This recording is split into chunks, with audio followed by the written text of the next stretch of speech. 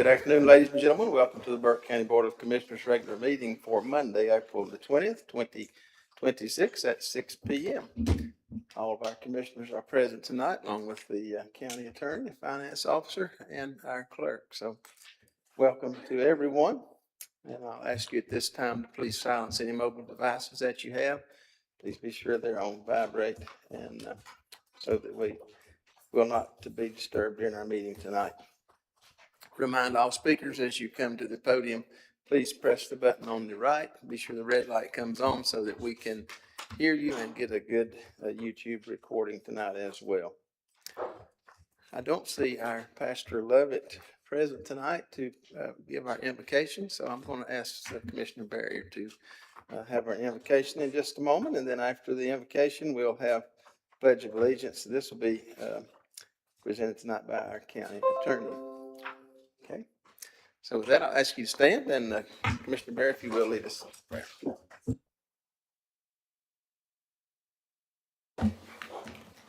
Let us pray.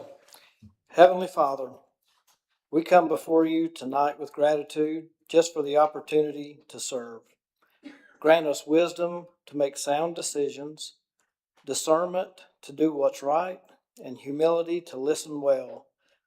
Guide our discussions, unite us in purpose, and help us act in the best interests of those we represent. May our work here tonight be marked with integrity, respect, and a commitment to justice. In Jesus' name I pray.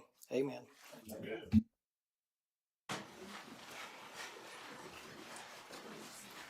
Allegiance to the flag of the United States of America and to the republic for which it stands, one nation, under God, indivisible, with liberty and justice for all.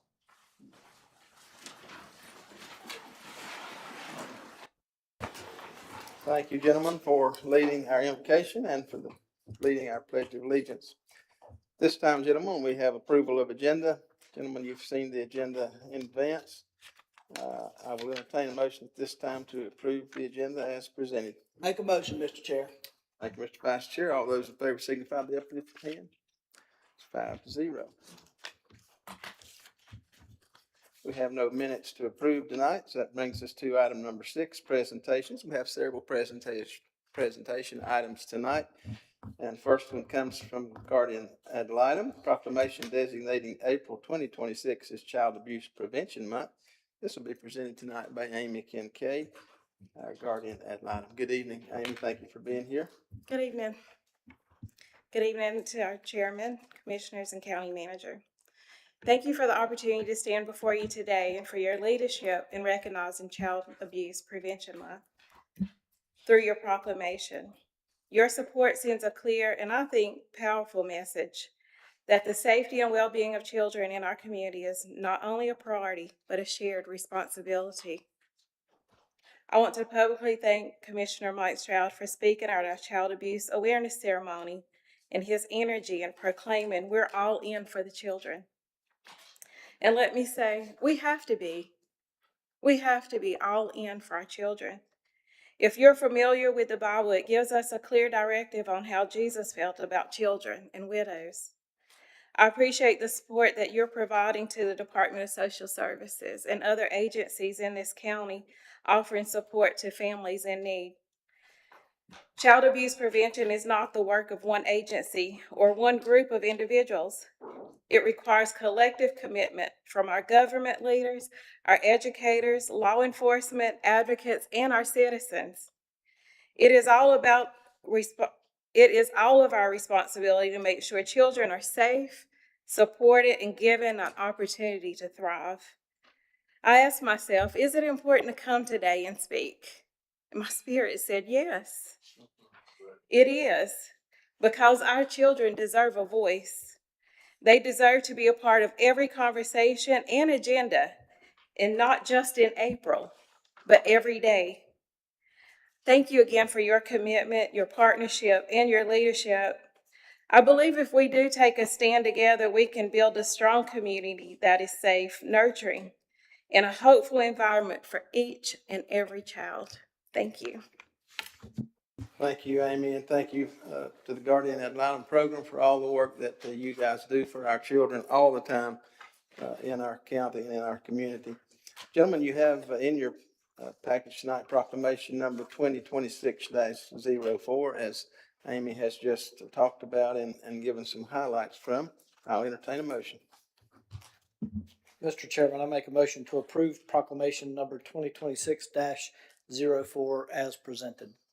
Thank you, Mr. Barry. All those in favor signify by the uplifted hand. That's 5-0, Madam Clerk.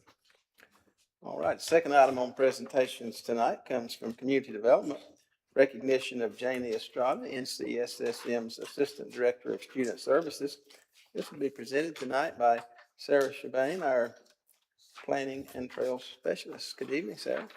Good evening, Mr. Chairman, Commissioners, fellow county colleagues, and members of the public. I am honored to introduce and recognize Janie Estrada. She is the Assistant Director of Student Services at the North Carolina School for Science and Math at the Morganton campus. NCSSM hosts a school-wide day of service each year on Martin Luther King Jr. Day and regularly provides meaningful volunteer opportunities for students across the communities it serves. Janie leads and coordinates this impactful day of student volunteerism in addition to her many other responsibilities, like finishing up prom recently. This year, Janie organized and coordinated 277 student volunteers who actively participated in 16 service projects. While some of the projects were hosted on campus, most service activities took place in the Morganton community, allowing 185 students to directly engage with and support local organizations. Some host organizations included Burke County Animal Services, Friends of Valdez Rec, and they joined me at Fauna Flora County Park. The majority of student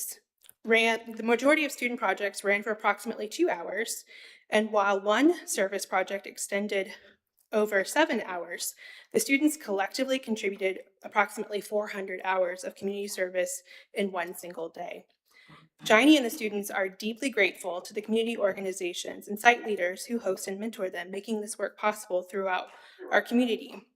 This provides strong and lasting partnerships.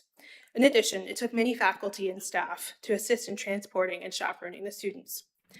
Recognition is requested for Janie Estrada for her leadership, coordination, and dedication to fostering civic engagement and service among students, and for the continued collaboration between the NCSSM and Burke County community partners that makes volunteerism such a success. Please introduce Janie. Come on.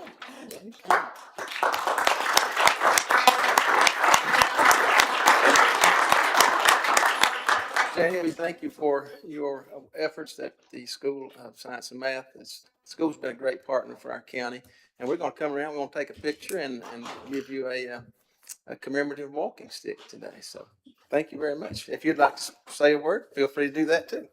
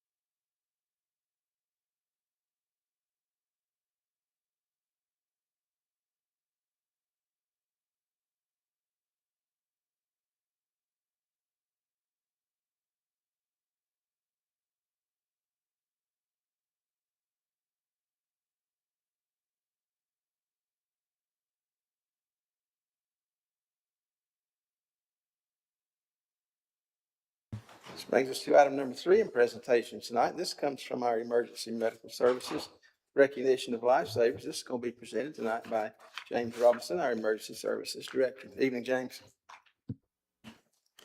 Good evening, Commissioners. Appreciate the opportunity to come this evening.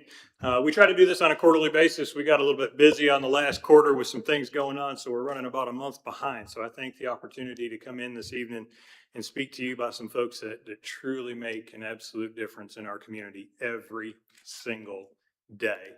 Here we go. We always try to show this slide in the very beginning. Obviously, public safety and the well-being of our community is number 3 focus area for our board's strategic planning. And it's important to remember that Burke County Emergency Services runs underneath a system plan. And that system plan is outlined. You can see the administrative code that's up there for us. But importantly, we run in partnership with all of our first responder agencies within our fire departments and in our community. The dual response allows the people in the community, the firefighters and first responders that are there, to oftentimes get there before the EMS providers, unless it's just happenstance that an EMS unit is right there on top of the call. We're going to showcase a little bit of that tonight because I think it's extremely important to know and understand. So a little bit of statistics. Last year for Burke County Emergency Services, we had 22,017 ambulance transports. That is a busy, busy year. The number continues to go up. That's 17,701 that came in through 911 or were 911 originated calls, and then 4,316 medical transports. Our average time for response is 8 minutes and 33 seconds. But it's very important. We always talk about this time. We've talked about it over and over again since I became the Director of Emergency Services. How do we reduce the time till an EMS provider gets there and makes patient contact? But I think in a couple of these examples today, we're going to outline that it's not just the time, it's about the people. It's about the individuals that respond and the care that they provide when they do get there, because they're trained, they're professional, and they make a difference. So this particular call, which occurred on January 4th, which is not an uncommon occurrence for our first responders to be alerted with our EMS agency. They were dispatched to a fall call. Upon arrival, they were trying to get into the patient's home, which was locked. That too is not uncommon for us to have happen. We worked through our communication center. We were able to get a neighbor that was coming by. There was an elderly female that was inside the home who had fallen down. They were able to gain access. This note that you can see on the right-hand side came to us from a family member. Ultimately, their loved one, who was extremely confused that day, did not want to go to the hospital. But because of first responders, because of the EMS crew that responded, they said, you really need to go with us. There could be something that's going on. We just don't feel right leaving you here at home. Ultimately, the care that they provided and the recognition of what they could see going on with that patient took that patient to the hospital where she had a bleed in her brain. That patient was never able to come home, but her family got to spend the time with her that they needed until she ultimately expired. The family member came through, the daughter came to us, and she brought cookies and snacks, and she wanted us to make sure that we discussed 2 providers specifically from EMS and a first responder that responded that day. Smiley Burgess with Station 99 Rescue. Smiley, if you'll come up. Serrano and Miss Greaser, if you'll come up. So this is by far what we do it for. Smiley, come on up here. This crew recognized that this patient had fallen down, she'd hit the back of her head, and that she needed to go to the hospital. And while we couldn't make a difference in that moment, the care that was provided, the daughter said, made a difference to her mother and made a difference to them in the long term. So we want to recognize them, not for lifesavers, but for compassion champions, for being there, for being patient advocates, for making a difference every single day in our community. Once you get your coin and your certificate, if you'll step to the side, we'll do the others, and then we'll bring everybody up at the end.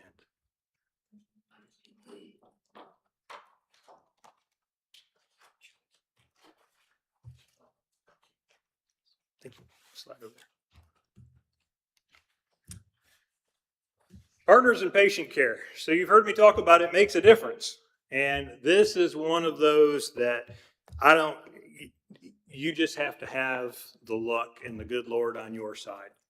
So on March the 4th, 2026, Salem firefighters just happened to be over at the Dollar General where they were helping out. They were doing some grocery shopping, and the call came in. And Justin, correct me if I'm wrong, he's sitting in the back. Pager went off for a cardiac arrest in the very store that he was shopping in. Talk about having the good Lord on your side. He goes out to his vehicle. Salem Fire Department has chosen to purchase AEDs which match what the county uses, which is his old product that we use. so that everything is interchangeable across the board. So when we apply pads, when we do different things, all of that is interchangeable with the care, so that there's no delays in the patient care that we're providing. There's also no gaps in what we're doing. High quality CPR was performed. Justin defibrillated once on scene before EMS ever arrived, and then went back to further CPR. EMS crews arrived along with other fellow firefighters from Salem. Ultimately, this patient was shocked 3 times, was transported to Fry, received cardiac care, and was discharged home from the hospital without any further complications. This is proof that every second counts. And we want to recognize Salem Fire Department and all of its members that are here with us this evening. They have several members that are working this evening that couldn't be here, but that's the life of a volunteer. We're in the right place at the right time, and we answer the call when it does come in. As well as our EMS providers. Come on up, guys.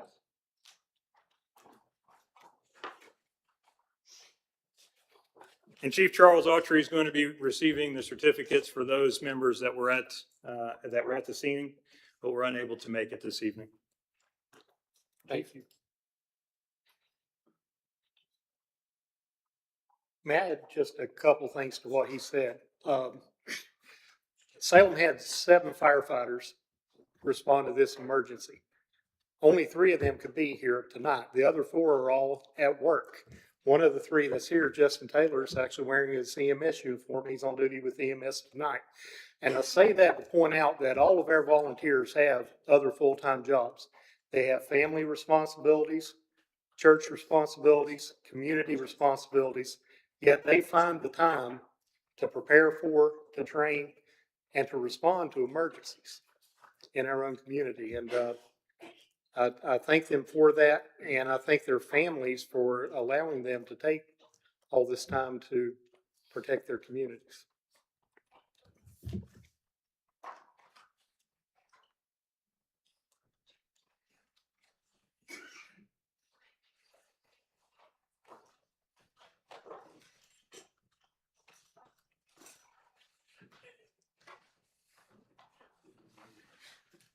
Get you guys to slide to the side, and Thank you, sir.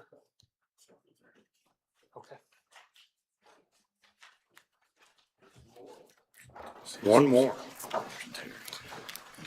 This one's a super interesting case to me. So as Chief Autry said, everybody has a job that's in the volunteer fire service, and some of us take us outside of our communities, and we travel quite a ways to work. Stephanie, can you come up?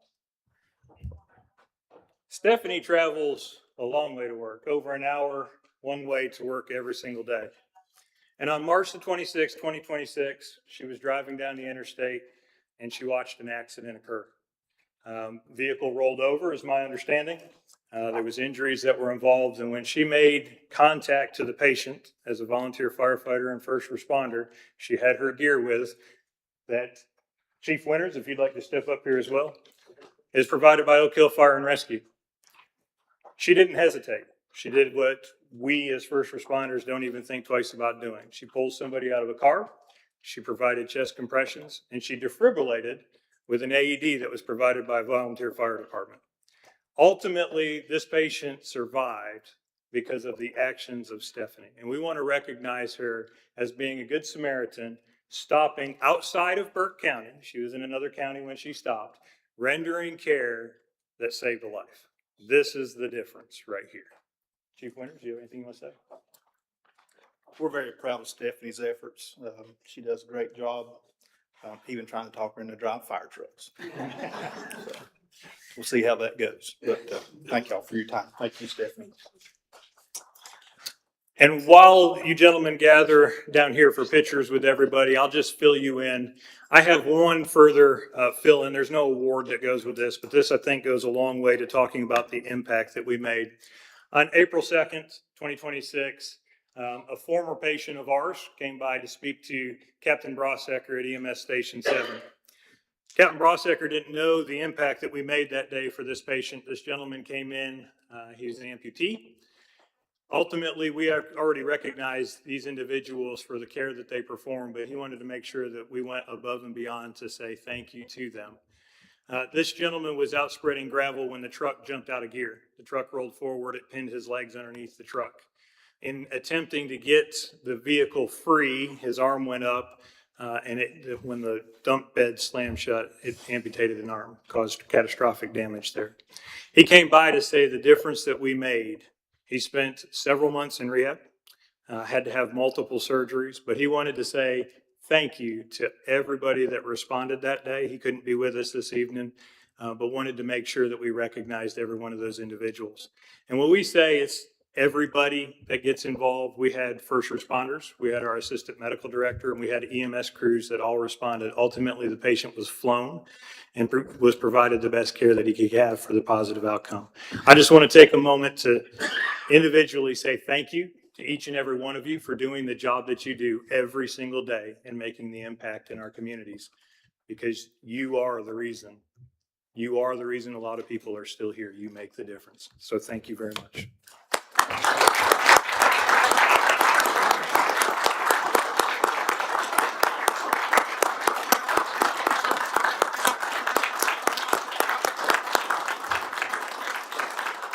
I want you guys to come back up front and stand right here in front and face the audience. We're gonna come down and get a picture. James, you and you guys, the chief, y'all come on up and get with your folks. If you're part of this team.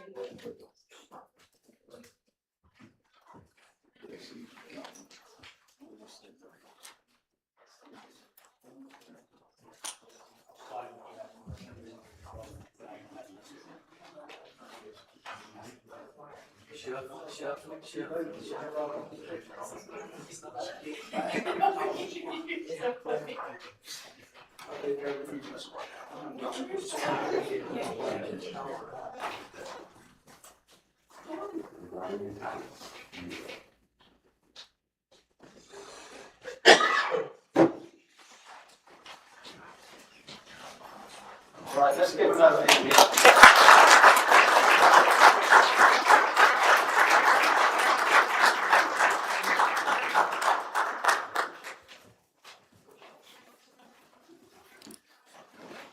I know that I can speak for this board in thanking you for all that you do every day, every night, every holiday, every time it seems your family's got things to do and you're called away.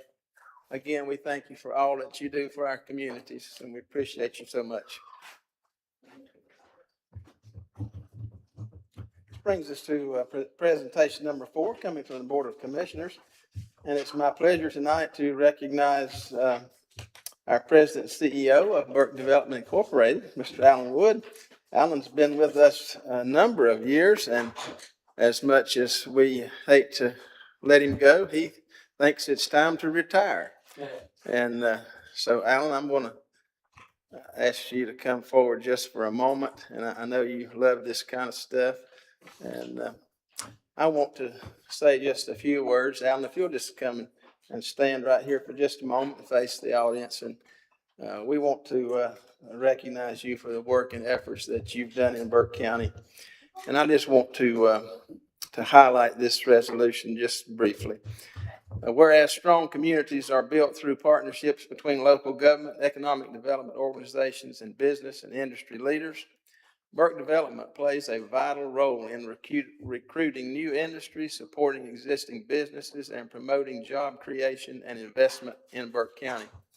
Mr. Wood, through his leadership and service with Burke Development, has supported economic growth, expanded opportunities for our citizens, and strengthened the tax base of Burke County. Mr. Wood has demonstrated professionalism, dedication, and a strong commitment to the citizens of Burke County through his efforts to support responsible growth, job creation, and economic opportunity. The Burke County Board of Commissioners recognizes that successful economic development requires vision, cooperation, and long-term commitment, and that Alan Wood has been an important part of those efforts. Alan's 11 years of service to Burke County have made a lasting impact on our community, and upon the occasion of his retirement, it is fitting that we recognize his contributions and express our appreciation. Now be it resolved that the Burke County Board of Commissioners hereby expresses its sincere appreciation to Mr. Wood for his service, leadership, and contributions to Burke County through his work with Burke Development, and congratulates him upon his retirement. Let's give Alan a hand.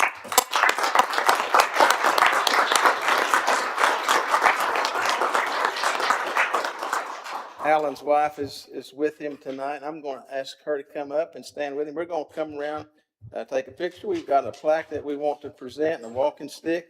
And again, Alan, thank you for all that you've done to make Burke County a better place to live and work.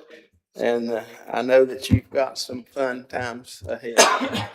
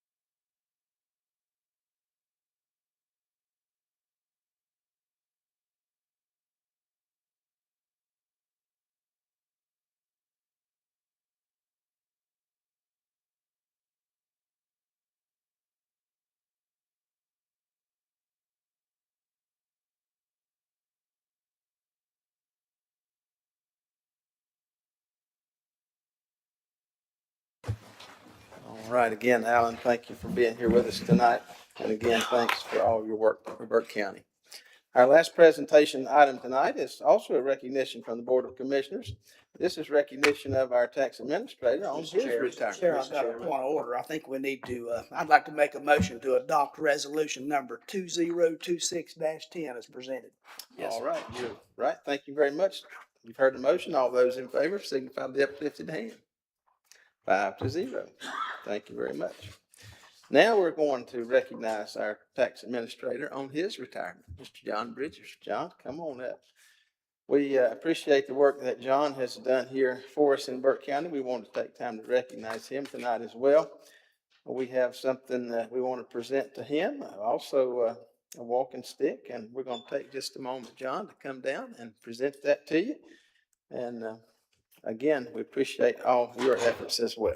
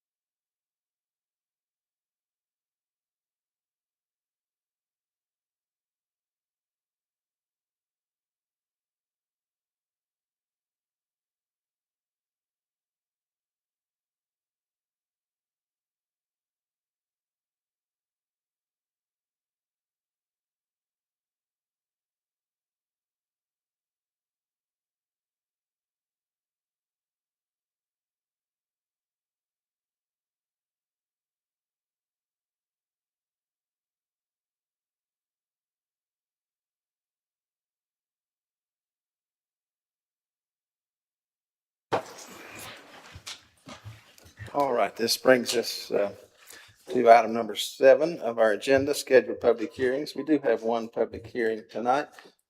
This will be presented tonight by our Community Development. Consideration to amend Article 8, Administration and Enforcement of the Burke County Zoning Ordinance and Public Hearing. This is going to be presented tonight by Patrick Dickinson, our planner. Good evening, Patrick. Good evening to the board. We have a pretty minor text amendment that we're bringing before you guys tonight. This really is modifying our membership structures and the duties for the Board of Adjustment and the Planning Board. This is kind of streamlining our operations and also kind of bringing in our practices into codification. Some of those key changes is the Board of Adjustment is going to be restructured to consist of our 7 regular members. Right now we have 2 alternative members in the code, and we're going to bring that into the 7 members so everyone can participate at every meeting. The other key change is the standardized term limits. Both the Planning Board and the Board of Adjustment will be a maximum of 3 consecutive terms now. They'll continue to be staggered as they currently are. The next one is the clarification of the BOA duties, specifically with variances. This basically specifies that hardships must result from property conditions such as location, size, or topography rather than personal circumstances. This is aligning more with 160D in the state statutes. And then further with the planning board duties, codifying that they are to to be working on consistency statements, zoning maps, and text amendments, and then also explicitly includes the administrative review of major subdivisions and then the ongoing maintenance of the county's comprehensive plan. And that's pretty much all of those major changes. Do y'all have any questions for me? All right, thank you, Patrick. Gentlemen, you've heard this information. We had some review at our pre-agenda meeting as well. Just before I open the public hearing tonight, are there any questions for Patrick from the board? All right, seeing here none, at this time I'll open the public hearing. Is there anyone here tonight to speak to this item?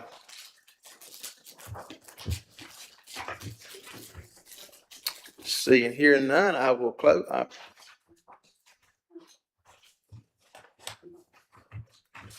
I will close the public hearing. And with that, gentlemen, I will entertain a motion.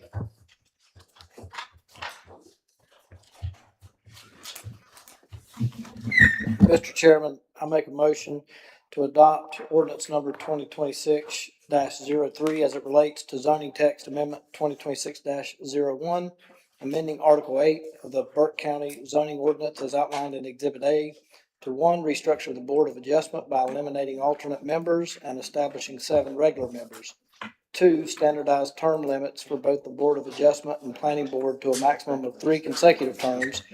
3, clarify the duties and variance criteria of the Board of Adjustment. And 4, modernize and clarify the duties of the Planning Board, including consistency statements and administrative review responsibilities.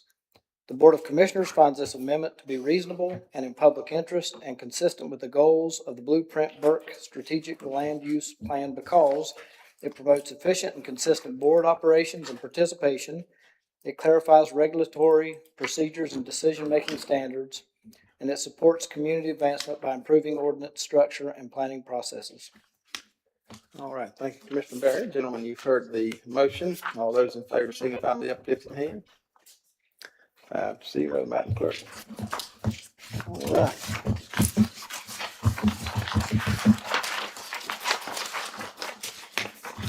Just before we move on to item number 8, which is informal public comments, meant to do this before we got to the next item, but during Mr. Wood's retirement recognition, I also want to recognize our replacement for Mr. Wood in Burke Development.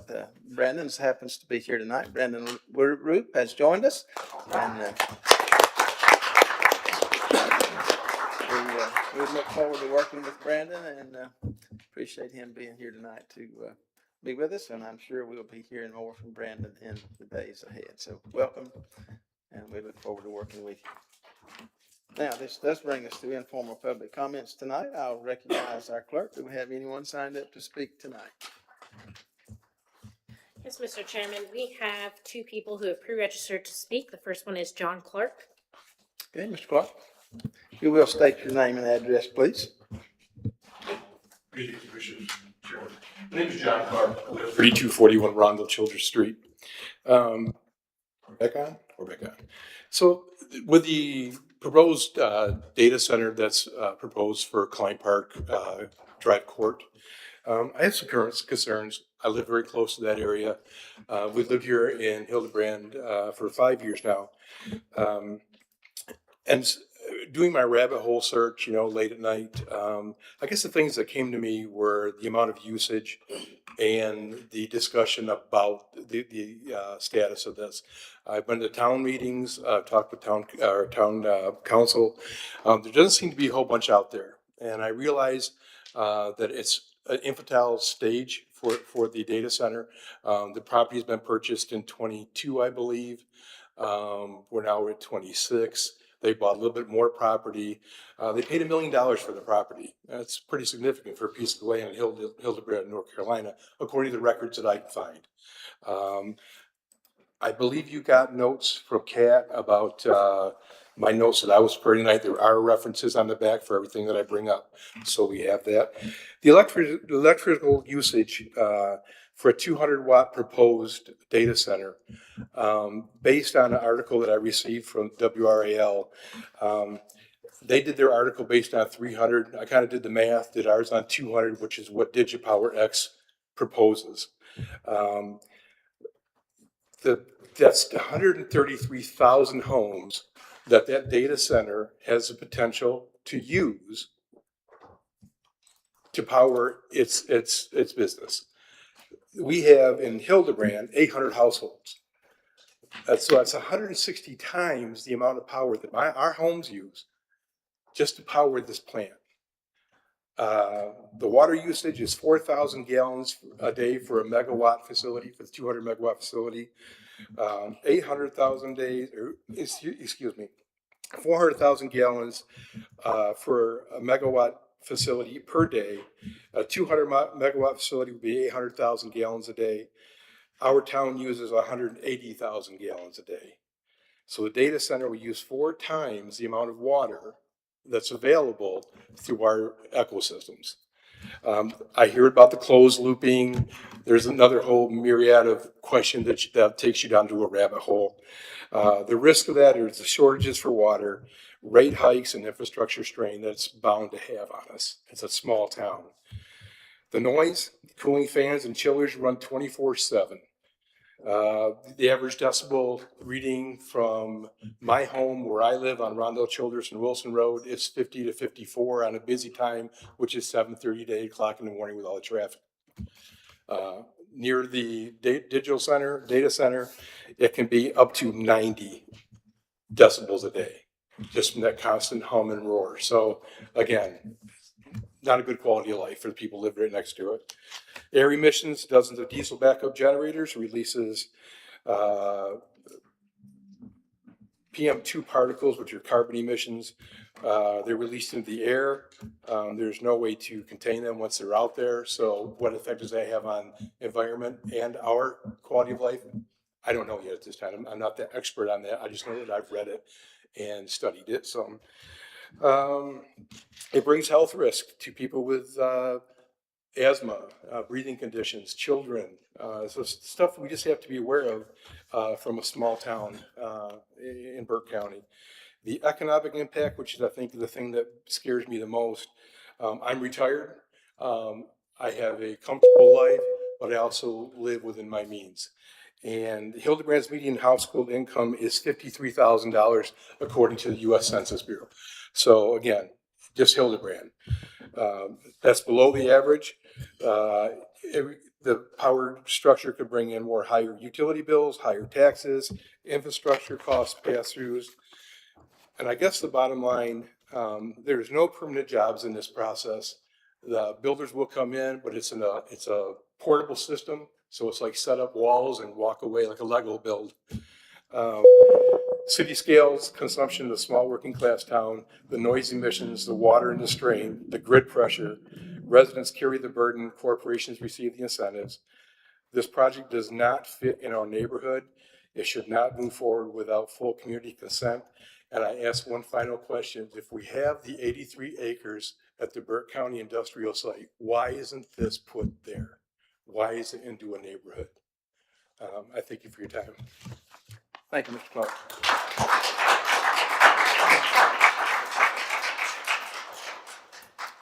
Others? Yes, Belinda Klein.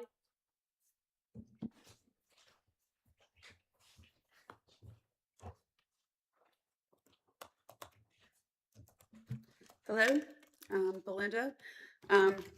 He actually covered a lot of stuff, but I want to also talk about the data centers, but I don't want to just talk about Hildebrand only. I want to talk about Burke County altogether.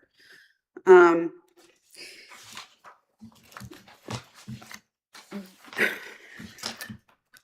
idea that AI data centers are going to create jobs is just not true. It'd be very few jobs, if any. They're not going to just hire local people. It'd be specialized. It's not worth it. What we are being asked as a community to sacrifice for an AI data center is not worth it. It's you can't get it back. You're talking about our water, our land, our air. You're talking about our children's future. They're not old enough to come up here yet and say, hey, save our water, save our land, save our future. And as a mother, that's what I'm here to do. So some of us were at the Hildebrand Council meeting. We asked questions and they didn't really have a whole lot of answers. I understand that you guys may not have a whole lot of answers right now, but we do want answers.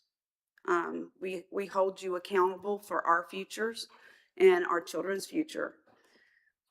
The questions are who's fighting to stop it and who's for it. We're the ones who are going to pay the price, not just financially, but like he said, with our health. Our environment will be harmed and it will be stuff we can't undo. So, like I said, he covered quite a few things, so give me just a second. Because I do want to talk about the closed loop system theory a little bit more, because I know that's a selling point. Supporters like to say to everybody, oh yeah, you're going to fill it with potentially 50,000 to million gallons of water, and then you're going to do that one time and it's just going to loop through the system. And it's not true. It's not true, because there's evaporation. And besides the fact that evaporation happens, well, this system is going to require cleaning, because what's going to happen is blowdown. And blowdown is extremely contaminated water that gets blowed back into the aquifers, which a lot of people's wells are dependent upon. In some places, the blowdown is going directly back into the rivers, and there are people, it's very easy to find through a Google search that doesn't require AI. We don't have to have AI in our world. We were doing just fine with Google before AI, okay? So you can do a Google search. You can go to and disable your AI. It's not that hard. And find stories, news stories of people who are getting this sludge out of their faucets because they have data centers, AI data centers close to their homes, and it is in fact draining their wells. Again, the blowdown is very contaminated water. A couple of weeks ago, the Environmental Management Committee was in Hickory, and they're trying to pass some things that the industrial people are wanting them to pass, to just say that our water treatment facilities don't have to filter because, well, they don't have the capability to filter these PFAs and these other contaminants that these AI data centers will pick up. So I will wrap it up by saying that there is really no such thing as a closed loop system. The water, the energy that it's going to require to keep these data centers, their chips cool, is going to fall on us, okay? And there needs to be some accountability. You guys represent us, and you should have our best interest at heart, not just a few jobs that aren't going to amount to anything.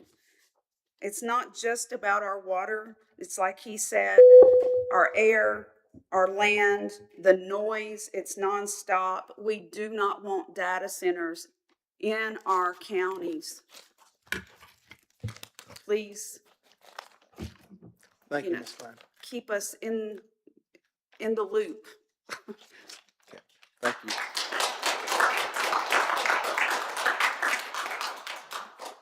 Of course, this is public comment time, and normally we don't make comments, and not really in the form of a comment. And I think you guys probably already know this. Hildebrand, of course, has their own planning and zoning commissions and boards, and so this board will not have a say in their process per se. But we do appreciate your comments here tonight. We appreciate you being here and understand what you're saying. Okay. All right, let's finish up our public comment period tonight. Let's move on to our consent agenda. I'll ask our county manager to review our consent agenda at this time. Thank you, Mr. Chairman. Several items for consideration this evening. As you'll recall, each of these were covered in depth at your pre-agenda meeting 2 weeks ago. So bear with me as I work through these. Item 1 for consideration is a proclamation for this board declaring May 7th as our National Day of Prayer. I would point out that the chambers will be open that day for anyone who wishes to come and take part.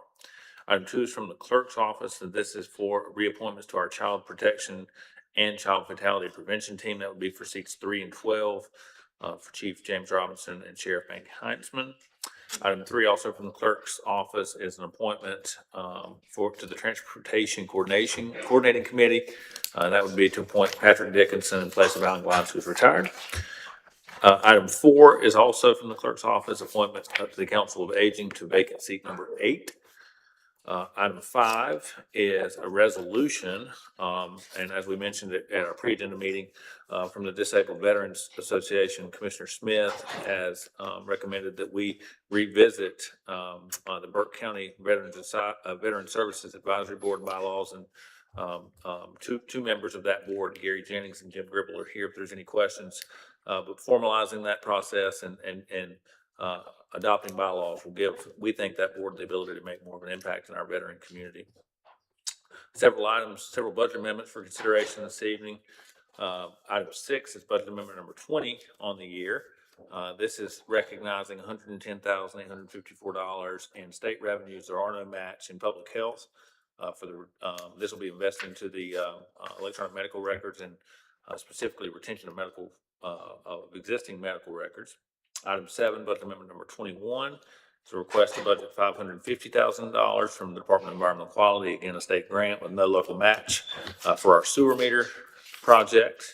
Item 8, budget amendment number 22, is a request to budget $275,000 and in our expense line in our detention facility for inmate meal plan. And I would point out our population's been higher this year as we've partnered with surrounding counties to house outside inmates, and all of that is offset by new revenue, so no impact on the county budget.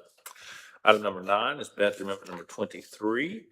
This is a request to budget additional state dollars for Tropical Storm Helene disaster recovery funds in the Department of Social Services, and this will be used in our special assistance program for adults that are in our protection custody for things like utilities and other types of costs like that. But state dollars and no local match. Item number 10 is budget amendment number 24, and that is a request of $50,000 in our LINKS funds. As you all recall, the LINKS program is for aging out foster youth as they get on their adult way and look things for like first month's rent and those type of things. Item number 11, budget amendment number 25, is a request to budget $232,656 in special adoption funds. Again, state dollars, no local match. This is used for adoption promotion, marketing, advertising, legal expense, those type of things for kids inside of our foster system. Item number 12, budget amendment number 26, the request to budget $1,086,095. This would be in the Department of Social Services for foster care board payments. Item number 13, budget amendment number 27, is a request to budget $196,700 for fire tax. As you all recall, our volunteer fire service, each department levies a portion of fire tax, and we've over collected on that, so we need to budget the excess so that we can pay that out.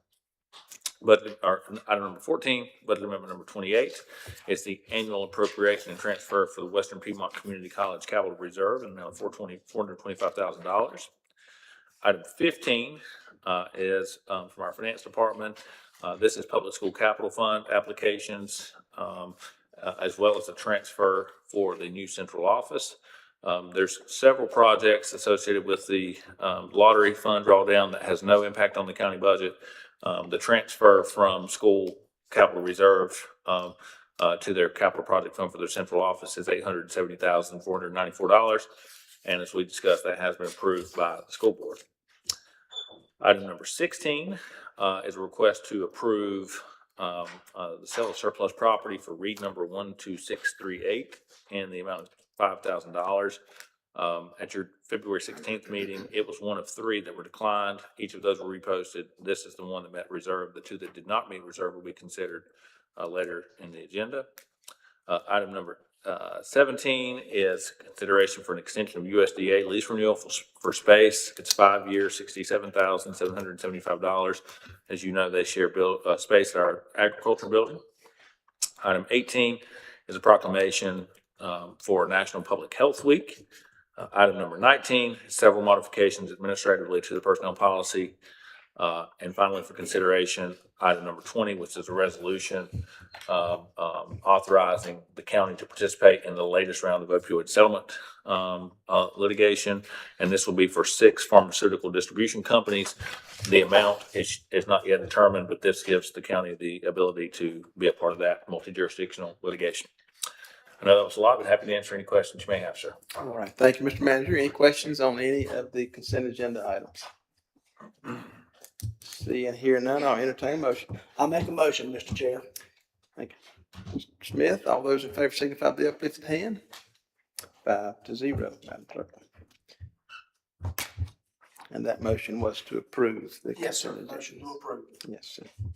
All right. Item number 10, items of decision. We have several items of decision tonight. First one coming from our clerk, appointments and reappointments to the America 250 Committee. This will be presented by Cat Wright. Yes, Mr. Chairman, members of the board, we have several seats with terms that expired April 16th. And all of the current appointees have reapplied except for Ms. Deborah Jones. And currently there aren't any applicants who meet the qualifications for that seat. But seat number 14 is an at-large seat occupied by Leslie McKesson, but we also have applications on file for Marcelo Aranda, Christopher Castles, and Jody Volker. All right. Thank you, Cat.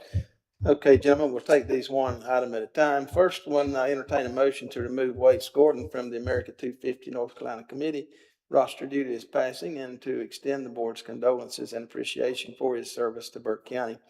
And we do want to extend those condolences to the family. Waits was quite an active member in our community, done lots and lots of work in many different areas, and very sad to hear of his passing. So, gentlemen, I'll entertain that motion. So moved, Mr. Chairman. Thank you, Mr. Burns. All those in favor signify by the uplifted hand. 5-0.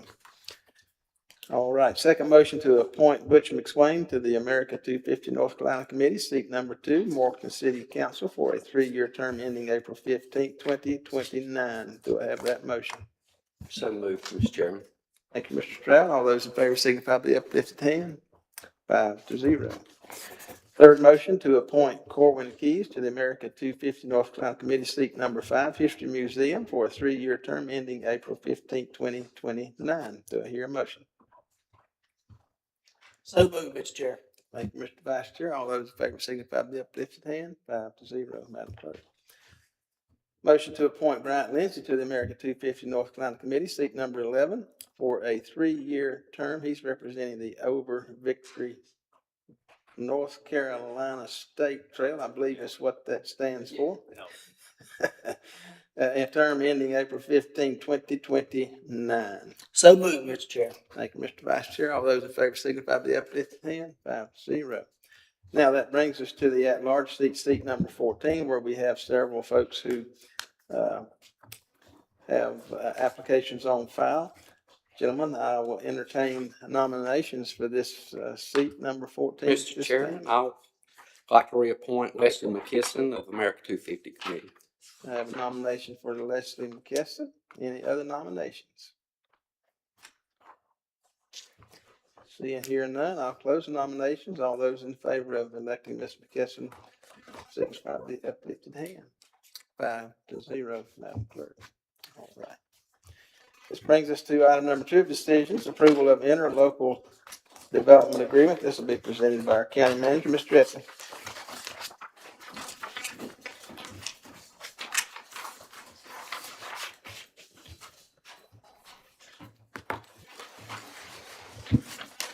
Thank you, Mr. Chairman. An item that we've discussed many times over the last 5 or 6 months that falls under the community advancement focus area of your strategic plan, as well as physical stewardship. And we're here to talk about trying to induce housing. As we know, we've been in the midst of a housing crisis where supply has significantly lagged behind demand, driving up prices. But it also has, as we know, both workforce and payroll being in our community, as well as the tax base created by real property investment helps on the fiscal stewardship side. So really an area that touches 2 of your 5 focus areas. Just quickly, you'll recall some of this data that from the 2023 housing study that we conducted with Bowen National Research, and we've tried to leverage that feasibility analysis to meet with developers and to try to really work with our legislators also on better understanding how we may leverage public policy to create housing opportunities for Burke County. This is just some of the data that shows the some of our demographic and age changes, and we've talked about many times that we appear to be a community that's aging in place, and part of that is availability of housing, and how that also simultaneously on parallel track impacts economic development policy with workforce age, and also the challenge of the number of folks who commute here to work, and the idea and the concept that if those folks had the ability to obtain housing here, that would have a positive impact on our community. We know that a large part of the folks who work here are driving, in some instances, more than 50 miles one direction. We think that could be a target audience. What we have seen, and we've talked about inbound migration and the average, our population has seen incremental growth, but most of that is from folks over the age of 55 moving in from the Midwest and from the Northeast and the far South, and oftentimes they're buying real estate cash in hand or sight unseen. But what we've seen really over the last 3 years is a vacuum of available supply, which again tends to lead to increasing prices. So from March of 23 to 24, the average list price increased by almost 24%, another 6.5% from 24 to 25. And we've seen that really continue not only in for sale housing, but also in market rate rentals. You can see here on the right, this was available rental space for 1-bedroom, 2-bedroom apartments and housing, and the price differential between 2018 and 2023, in most cases almost doubling. And then the conclusion of the housing study was a significant shortage of units. And so one of the recommendations that came out of that study was to look for opportunities where you can in local government to reduce the regulatory environment, the site civil development costs, which this board has been working on with development density, and you're currently working through, our planning staff is working through a major subdivision ordinance rewrite, and all of those things we think will remove barriers and provide access to development. But the other component was, even if the code is inviting to development, you have to have public infrastructure. You can't develop property without public water, public sewer. And so this board worked with our state legislators to create a housing inducement fund that could be utilized via municipal grant systems to expand local infrastructure to properties that may be suitable for housing but lack that infrastructure component. And the idea is, as vertical development happens and property taxes begin to come back after there's taxable property there, those initial property tax dollars will go back into this fund to create a sustainability lens that can then be lent to other projects and programs, again, specifically for the purpose of inducing housing. The first project that we have for your consideration, hopefully of several more in the pipeline, is with a partnership with the town of Valdez. The name of the project is Valdez Bluff. It's owned by a developer called Natural Land Alliance, with the owner's name is Larry Bragg. He has proposed a 140 unit residential single family home development adjacent to Drone High School. The average value is in the $350,000 range. This would generate, when fully built out, estimated tax base of about $49 million, but also provide a meaningful housing supply. You can see the plat here as drawn out. The challenge with this property is that it has topography challenges, and there's currently no sewer to the property, which prevents the density development. The town can serve it, but again, it needs a sewer pump station because of the topography. The town originally received a grant from the North Carolina General Assembly back in 2021, and the cost estimate at that time was about $800,000. But they never reached a final agreement with the developer. In 2023, 2024, Chairman Britton and I began a conversation with the town again after the completion of the housing study about how do we help this project advance. At that time, the project had doubled in a matter of only 3 years. And we were really tasked with how do we bridge that gap, and that's where this housing inducement fund came from. And the second phase is an additional $800,000. Essentially, the town and the county would split it. The county's portion would be a grant to the county's portion would be a grant to the town of Valdez from this state grant. So no local money, no taxpayer money. It's utilizing state grant to provide that to the town to construct that lift station. As I mentioned, when all the homes are built, it'll be about $49 million, and that'll take some time. But phase one is really the purpose of this development agreement as it's authorized under 160D, and we've of course worked with the county attorney's office to put this in front of you for consideration. It says that the local governments, meaning the town of Valdez, must provide a force main via pump station for sewer within a 3-year time frame.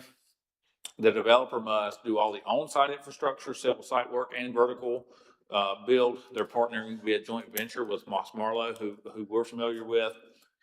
They have to meet the schedule. They have to comply with the development ordinance. Again, the 3-year deadline for the first 27 homes to be delivered. Anything that they don't miss will be covered by a deed of trust, and they have to pay back for every unit that's not delivered on time, $14,440. So there are also penalties to the developer on a per dwelling unit for homes that don't meet that value to make sure that we have the appropriate clawbacks for any type of investment. I mentioned the deed of trust, but we also may foreclose on the undeveloped portion of the property. That'll be included in that contractual and binding agreement.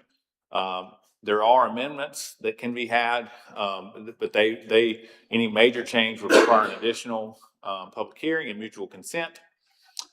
In the event that there is some type of default or non-remedied dispute, legal action is permitted. It would be here, and the county could recover any legal fees that we incurred, although we hope that's not the case. We tried to think through all of that. The designer and the developer may assign some of their rights, but they must notify us. And even if they do, all the clawback and performance requirements would have to be assigned as well. And we feel like this is a well-rounded, protected proposition that again helps induce housing that otherwise may not happen, and optimistically create tax base, but also hopefully put more available market rate homes on the market in Burke County. So at this point, I know we've talked about this several times, but the goal is for the board to formally approve the memorandum of understanding with the town, the terms and conditions of the development agreement, and then if you wish to set a public hearing as required by 160D for your May meeting, at that time we would just have the public hearing and approve. So happy to answer any questions.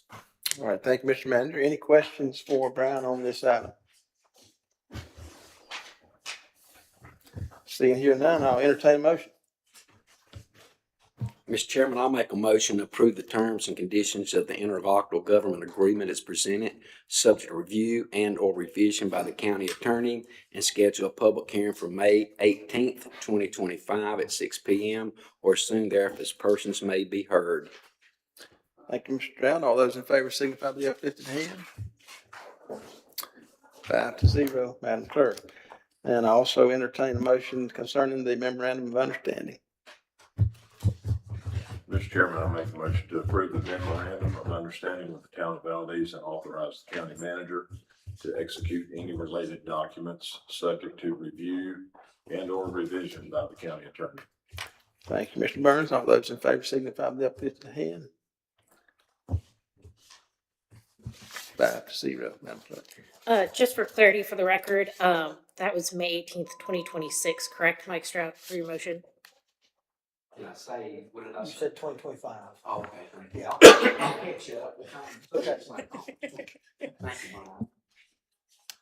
All right, thank you. Item number 3 on decision tonight, coming from the county manager, approval of engineering services contract for the landfill. Mr. Manager. Thanks, sir. As you're aware, we went through an RFQ process back in the fall of 2025 as part of our new budget following about 3 decades with environmental engineering firm called Labella that have been in our solid waste facility. One of the Board of Commissioners' top priorities is to pursue MSW development, but also right-size the business model of our solid waste facility. And that RFQ was really focused on a new partnership, a new perspective as we manage that fund. It took us until about November the 3rd when you all approved a stopgap contract with Garrett Moore, who was the selected environmental engineering firm. And since that point, we've worked on the master services agreement, which will be the multi-year scope of service and billing rates. It is not a fixed fee contract. They work on things as required by regulatory and permitting requirements, and also on projects that we may need based on rate times hours. Historically, this is about a $200,000 a year contract. But the master services agreement is provided for the board for your review, and we're asking that that you authorize us to execute so that we can really start moving forward with some of the projects that we have with Garrett Moore Engineering. Happy to answer any questions. Thank you, Mr. Manager. Any questions on this item? Seeing here none, I'll entertain a motion. Mr. Chair, excuse me, I make a motion to approve and ratify the master service agreement between Burke County and Garrett and Moore Incorporated for landfill engineering services. Thank you, Mr. Vice Chair. All those in favor signify by the uplifted hand. 5-0, Madam Clerk. Decision item number 4, coming from the county manager as well, designation of deputy finance officer. Mr. Manager. Thank you, Mr. Chairman. The request is to approve a resolution that would authorize and deputize Chandler Baumgartner, who's here to our right. He's been a member of our finance office for some time, started as an intern, as a matter of fact, and we're pleased to have him. This would give him the authority to pre-audit, which is checking budget to make sure funds are available before any type of purchase order or appropriation is made, as well as be a signatory on our banking accounts. And that requires deputization and bonding, by the way, from this board for anyone who has that authority. And that'll just give us a little bit more bench strength inside of our finance department. Thank you, Mr. Manager. Gentlemen, you've had this resolution for review and for package. Any question on this item? Seeing here none, I'll entertain a motion. Mr. Chairman, I make a motion to adopt resolution number 2026-12 as presented. Thank you, Commissioner Barry. All those in favor signify by the uplifted hand. 5-0. Item number 5 from the Finance Office, property surplus sales. This will be presented tonight by Margaret Pierce, our Finance Director and Deputy County Manager. Ms. Margaret.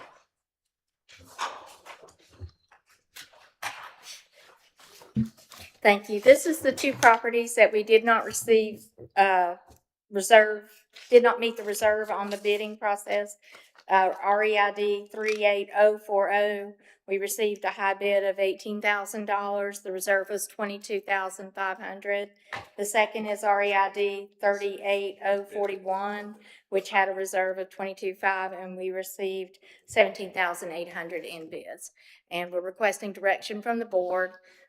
Which option you would like for us to do. We can put these back out a 3rd time with the same reserve. We could accept the bids as they are and move forward, or we could repost them with a different reserve. Thank you, Margaret. Any questions to Margaret on this item? Gentlemen, I would just note before we take action, I looked on our textbooks to these 2 properties. The read number ending in 40 is valued at $10,100 according to our tax records. And the item read number 41 ending is valued at $14,700. So for that information, for whatever it may be worth to you. I'll just comment, Mr. Chairman. I noticed that as well today when I was looking over this, and I guess this being the 3rd time, or would have to go a 3rd time. We've already listed it twice, and it's $35,000 for about 2.5 acres of land. It's probably best to set it free, in my opinion, and hopefully somebody will do something that can generate some property tax. Thank you, Commissioner Barry. Any other comments? Yes. For the record, I concur with that. With that, I'll entertain a motion, gentlemen. Mr. Chairman, I'll make a motion to approve the property sales for Reed, number 38040 Kirksey Drive, in the amount of $18,000, and Reed, number 38041 Kirksey Drive, in the amount of $17,800 as presented. Thank you, Mr. Brown. There's a motion. All those in favor signify by the uplifted hand. 5-0, Madam Clerk. All right, thank you, Margaret. Item number 6, tax collection report for period ending March 31. And we'll hear from our tax administrator, Mr. Bridges. Good evening again, John. Thank you, Mr. Chairman, members of the board. The tax collections report for the month of March is in your packet on the board here. If you have any questions, I'd be glad to try and answer them for you.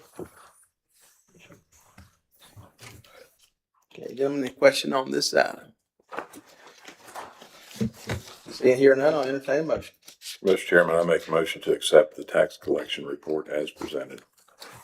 Right, Mr. Burns, all those in favor signify by the uplifted hand. 5-0, Madam Clerk. Item number 7, tax release and refund report for period ending March 31, 2026, also presented by Mr. Bridges. Thank you, Mr. Chairman, members of the board.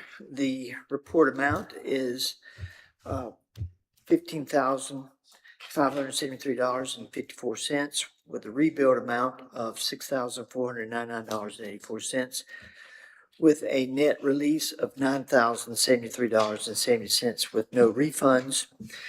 And motor vehicles, we had over $100 refund amount, totaling $404.39. All right, thank you, John. Any question on this item?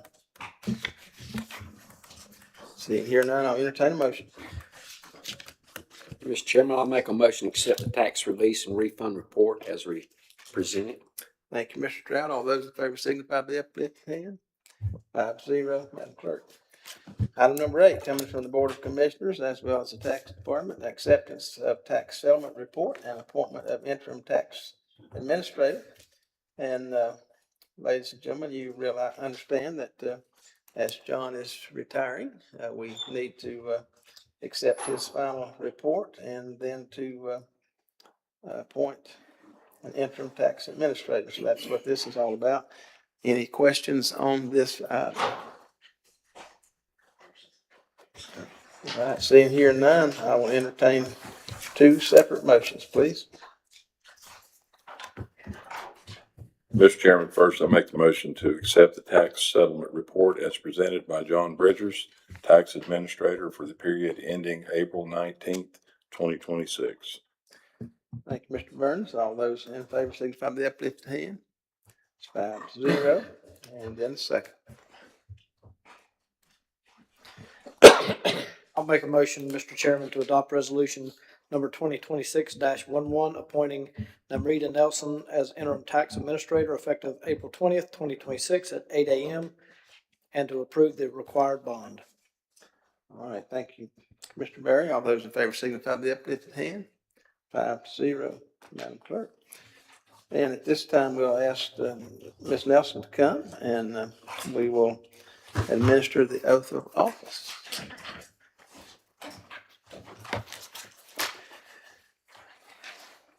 And our interim clerk is getting a workout tonight in all kind of ways.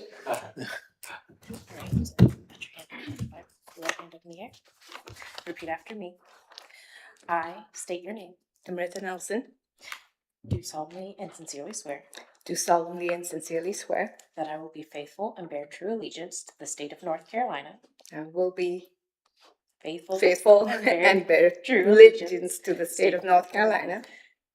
And to establish constitutional powers and authorities. And to establish constitutional powers and authorities. Which are or may be established for the government thereof. Which are or may be established for the government thereof. And that I will endeavor to. Support, maintain, and defend. The Constitution of said state. Not inconsistent. With the Constitution of the United States. To the best of my knowledge and ability. So help me God. I state your name. I, Namrita Nelson, do solemnly swear do solemnly swear that I will support and maintain the Constitution that I will support and maintain the Constitution and the laws of the United States and also the United States and the Constitution and laws and the Constitution and laws of North Carolina, of North Carolina, not inconsistent therewith, not inconsistent therewith, and that I will faithfully discharge the duties and that I will faithfully discharge the duties of my office of my office as interim tax collector, as interim tax collector, serving as tax collector and assessor. serving as tax collector and assessor. So help me God. So help me God. I state your name. I, Namrita Nelson, Do solemnly swear do solemnly swear that I will well and truly execute the duties of the office of the office of interim tax administrator, of tax administrator, serving as tax collector and assessor serving as tax collector and assessor according to the best of my skill and ability, according to the best of my skill and ability, according to law. according to law. So help me God. So help me God. I state your name. I, Namrita Nelson, Do solemnly swear do solemnly swear that I will faithfully perform these duties that I will faithfully perform these duties of the office of the tax collector, of the office of the tax collector, that I will collect all taxes due that I will collect all taxes due and account for the same and account for the same according to the law, according to the law, and that I will not allow and that I will not allow my actions as tax collector my actions as tax collector to be influenced by personal or political friendships or obligations. by personal or political friendships or obligations. So help me God. So help me God.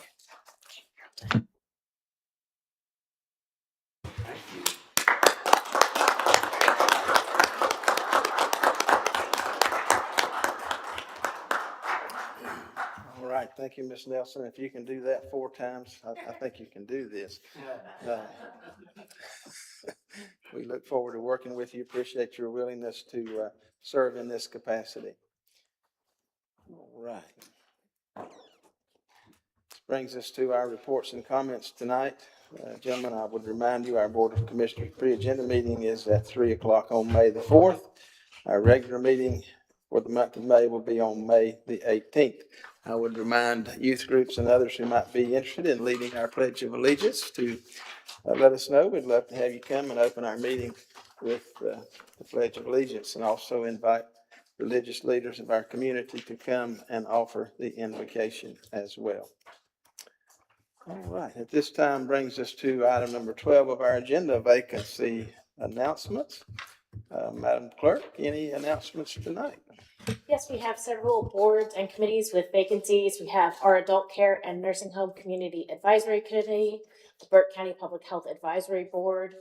Particularly, we're looking for vet or pharmacists, Hickory Regional Planning Commission, the Drexel Planning Board, ETJ members, and we need an alternate for that as well. The Partners Health Management's Human Rights Committee, the Council on Aging, the Local Emergency Planning Committee, and the Burke Senior Center Advisory Council. All right, thank you, Kat. And again, I'll encourage all of our citizens who might be interested in serving on any of these boards or commissions to please consider that and complete applications or contact the clerk's office for help with that. We certainly could use your involvement in our community and activities. At this time, I'll ask Ms. Margaret, any comments from you tonight? No, sir, thank you. Mr. Counselor?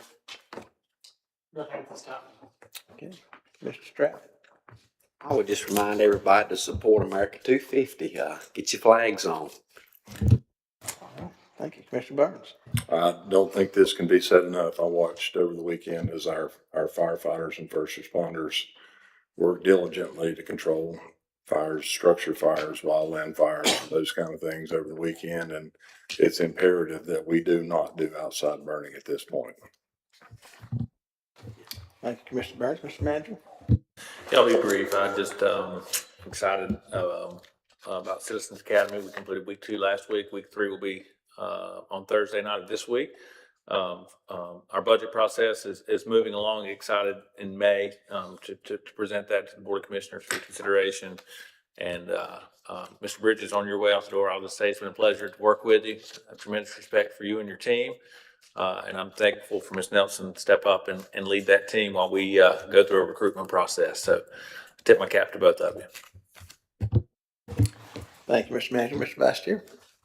Yes, sir. I think we need to get Speaker Hall and Congressman Moore to carry Ms. Nelson's pledge down there and make all our legislatures and congressmen and senators take that thing on our taxes and everything. I'd like to see that. Commissioner Berry. All right. Madam Clerk. No comments from me tonight. All right. Well, I don't have any other comments tonight. I appreciate your attendance tonight. Thank you for being here, being part of our meeting. And we do have a need for a closed session tonight. So at this time, I'll entertain a motion to go into closed session to prevent the disclosure of information that is privileged or confidential, to discuss threatened or pending litigation, to preserve the attorney-client privilege, to discuss economic development matters, to discuss contractual matters, land acquisition, and to discuss personal matters as authorized by NCGS 143-318-11A 1, 3, 4, 5, and 6. And if you're in favor of that motion, please indicate by the uplifted hand. 5-0. All right, this time we'll go into closed session. And again, thank you for being here tonight.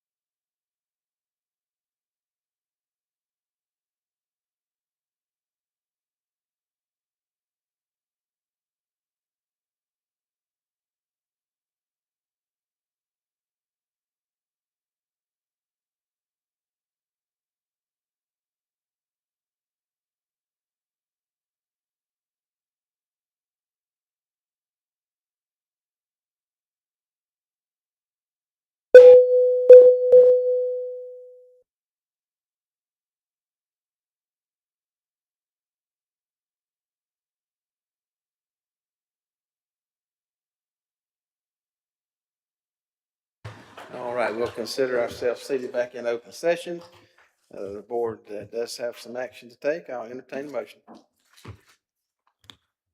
Mr. Chairman, I make a motion, we authorize the county manager to act on the 3 tax items that were discussed in closed session. Thank you, Mr. Burns. All those in favor signify by the uplifted hand. 5-0, Madam Clerk.